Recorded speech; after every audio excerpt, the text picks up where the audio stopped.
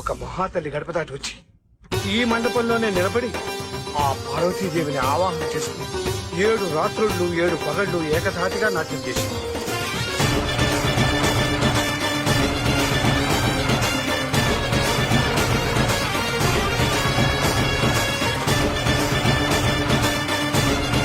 అప్పటి నుంచి 12 ఏళ్లకు ఒకసారి వచ్చే పుష్కర పౌర్ణమి రోజున మన కుటుంబంలో ఒక పని ఈ మహామండపంలో నాట్య నివేదన చేయాలని చనిపోతూ ఆ మహాతల్లి ఆనందిస్తుంది.